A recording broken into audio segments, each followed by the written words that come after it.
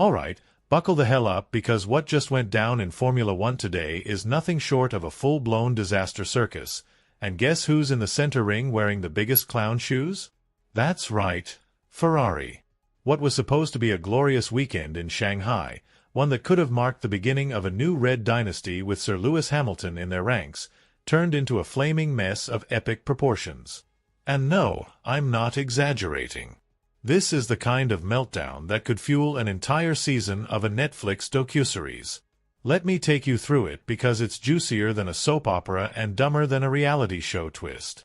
Let's start with the headline that's got Twitter melting, Reddit imploding, and F1 group chats exploding with rage and disbelief. Ferrari got both of their drivers disqualified from the Chinese Grand Prix. Yeah, you heard me. Not just one. Not just a slap on the wrist. The whole damn duo, Charles Leclerc, or Charlotte as the trolls now call him, and the freshly signed Lewis Hamilton, have been kicked out of the results. They initially crossed the line in 5th and 6th. Not bad, right? Solid haul of points, especially for a team trying to rebuild momentum. But hold your applause, because here comes the FIA with their post-race technical inspection, and boom, both Ferraris are disqualified. Just like that. Poof. Points gone. And it gets worse. Because it wasn't even the same rule they broke. Oh no, that would have at least hinted at some systemic issue. This was just full-blown incompetence on multiple fronts. Hamilton's car failed because of the plank underneath it. The wooden skid block, aka the legality plank, was too worn down. It's there to ensure cars aren't scraping the asphalt for extra downforce. The rule says it needs to be no less than 9 millimeters thick after the race. Hamilton's measured at 8.6 millimeters. We're talking about a damn shaving thinner than a credit card, but in F1, rules are rules. And they're written in blood. So yeah, Lewis gets booted for being a hair too low. No conspiracy. No sabotage. Just Ferrari being Ferrari, cutting it too close and tripping over their own damn laces. But then we get to poor Charles. And his issue was entirely different. On lap 1, he made contact with none other than Lewis himself. Ironic, isn't it? That clash damaged Leclerc's front wing, and they had to swap it out. Harmless? Nope. Because once the new wing was on and the race was done, the FIA weighed the car and found it was 1 kilo under the minimum weight limit. That's 799 kilograms instead of 800 kilograms. Just 1 kilogram. The weight of a bottle of water. That was enough to wipe his result from the books. Now you might be thinking, well, surely Ferrari protested or tried to explain? Nope. No appeal. No fight. Just a sheepish, we messed up the numbers, and a walk of shame back to the garage. Oh, and if that wasn't enough of a disaster, Pierre Gasly got disqualified too for the exact same weight issue. But let's be honest, nobody's talking about Alpine. This is all about Ferrari. Because the spotlight was on them. This was Hamilton's second weekend in red. The hype was sky high. He looked like an absolute beast in the sprint on Saturday. People were finally getting hyped again. And then Sunday came along, and nuked the entire good vibe. Let's break it down. It was a sprint weekend, which means less practice time and more guesswork with car setups. It's chaos.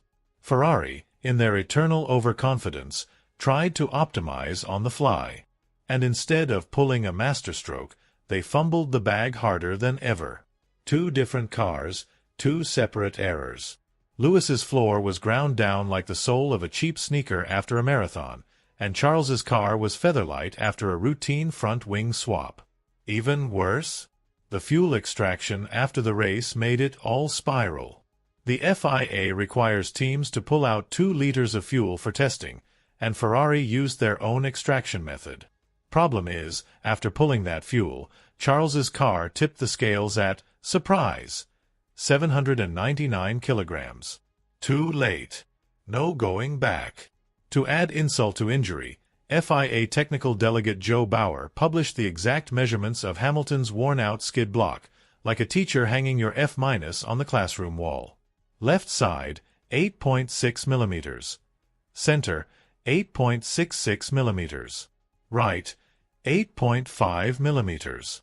All of it under the magic 9 millimeters threshold. Ferrari didn't even bother to challenge it. They just admitted the data was correct and moved on. So, what should have been a rock-solid points finish turned into an expensive masterclass in how to completely ruin a race weekend. Ferrari's technical crew is probably chugging espresso shots and chewing their fingernails off right now, trying to figure out how they managed to botch this so magnificently. Hamilton loses 8 points. Leclerc loses 10.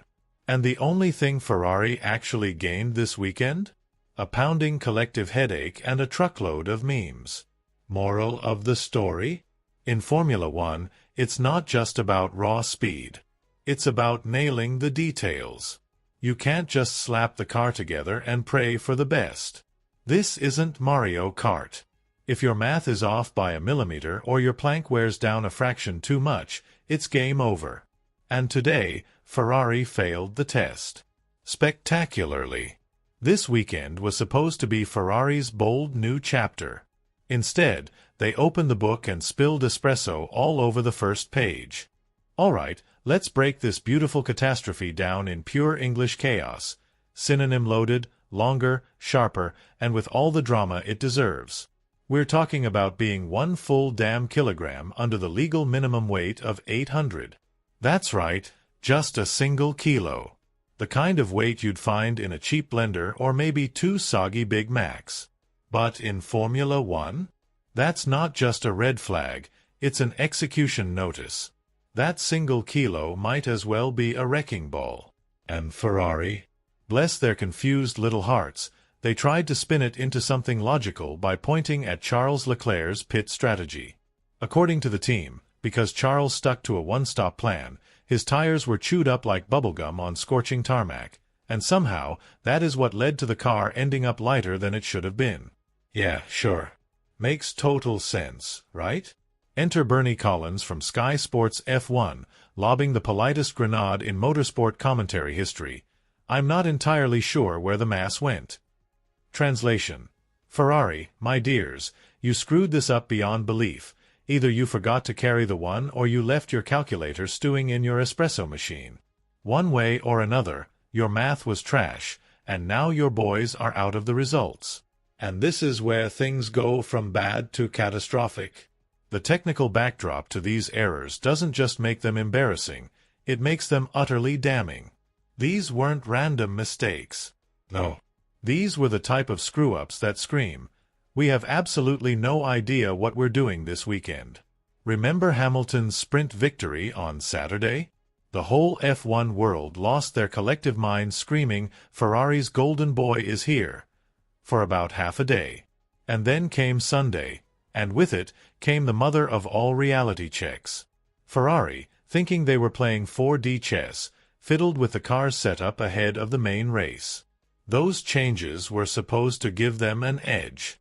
What they actually got was the motorsport equivalent of hitting Update on your laptop and triggering the goddamn blue screen of death. Once again, Bernie Collins, the queen of logic and reason, broke it down. It's not uncommon to tweak setups after a sprint. You don't burn through 100 kilograms of fuel in a sprint, so teams often lower the ride height for Sunday to compensate for heavier fuel loads. Totally reasonable. Logical. But somehow, Ferrari managed to screw that up too.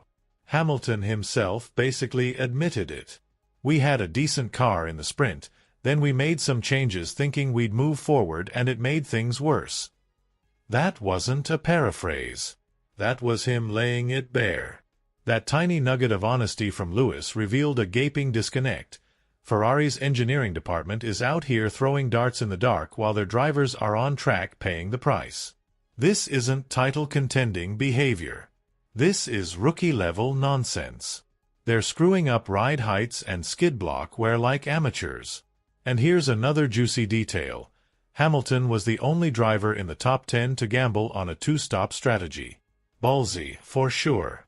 He started on mediums, pitted early on lap 3 for hards, then came in again on lap 37. He was pushing like hell all race long, and that aggressive driving likely chewed through the skid block under his floor like a belt sander on crack. Bernie pointed it out clearly. When you go for a two-stop, you're pushing hard every single lap. That constant pressure grinds the car down, especially that thin wooden plank under the floor. So in the end, the most vulnerable part of the car took the hit. Ferrari. They didn't see that coming. They didn't account for how Lewis's strategy would punish the car's underbelly. They thought they were playing some high-level tactical masterpiece, but what they delivered was more like a blindfolded game of tic-tac-toe. The FIA stewards, cold and ruthless as always, didn't even blink. No mitigating circumstances. No excuses. No but the wind. No debris. Just brutal facts. They said, "You didn't check the car well enough," and slammed the door. It's the kind of mistake that leaves a permanent dent in your credibility. And here's what makes this whole disaster even more excruciating. This isn't even a first-time offense. Hamilton. He's been through this already. In 2023, during the U.S. Grand Prix, he got disqualified for the exact same reason: skid block wear. Back then, it was in a Mercedes. Now, he's swapped teams and landed in the same mess. You'd think Ferrari might have taken that as a warning sign. Nope. Apparently not. Want more salt in the wound? Let's rewind to Spa 2023. George Russell, also in a Mercedes, was thrown out of the results for, wait for it, being underweight. Sound familiar? Because that is exactly what just happened to Leclerc in China. Back then, Mercedes blamed the one-stop strategy for excessive tire wear causing a drop in weight. Doesn't that sound a little too familiar now? So here's the million-dollar question. Is Ferrari just ignoring the mistakes their rivals already made? Or are we witnessing deeper, systemic rot inside their engineering department? Because we've passed the point of oops. This is starting to look like a pattern. And not the kind you want on your resume. The consequences? Brutal. Ferrari lost 18 damn points in one weekend. They dropped from P4 to P5 in the constructors' standings. They're now 61 points behind the leaders, McLaren, and 40 behind Mercedes, Hamilton's old crew. That is one hell of a mountain to climb if they still think they're in this fight. Hamilton now sits in ninth with a measly 9 points, 8 of which came from that sprint win. Leclerc? He's 10th with 8 points. Meanwhile, Lando Norris is out there relaxing on the leaderboard with 44, chilling like a monarch while Ferrari bleeds out in the trenches. And yet, somehow, Lewis Hamilton remains calm, serene, almost poetic. In a recent interview, he said it feels like the beginning of a new chapter. The previous ones were amazing, but now I'm exactly where I need to be. Man sounds like he's ghostwriting a self-help book. He loves life at Ferrari. He said, and I quote, "Every time I put on the uniform, I feel a rush of emotion." When he walks through Maranello and sees that iconic Ferrari sign, he has to pinch himself. "I'm really here," he says. Enzo had his office in that building. He's not just driving a car. He's living the childhood dream of every racing nerd on Earth. And he's not here to make up the numbers. He's here to win. To bleed Ferrari red. To grind with the team and bring them back to glory. "I want to take this team to the top," he said. "And I'm proud as hell to wear this badge." Good thing he's got passion. Because after this nightmare of a weekend, he's going to need every last drop of motivation to steer this ship around. The Hamilton to Ferrari journey? It's already shaping up to be a full-blown emotional roller coaster. The kind where you laugh, cry, scream, and maybe even throw up a little from the sheer madness of it all.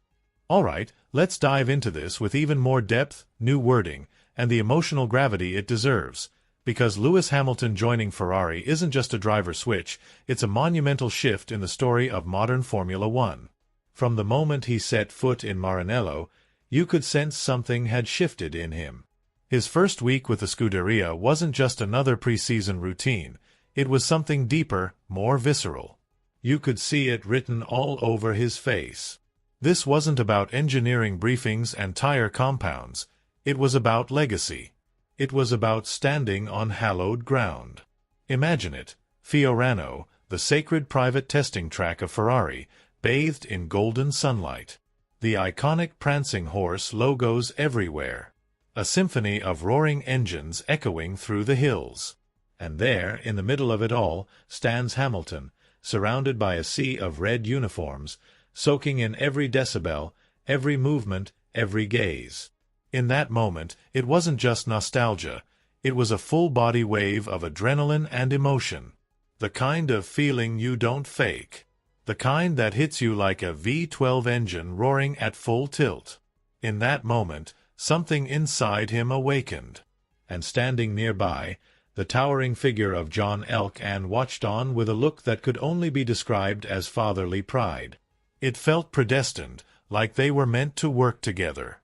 Not that anyone saw it coming years ago, but somehow everything finally clicked into place.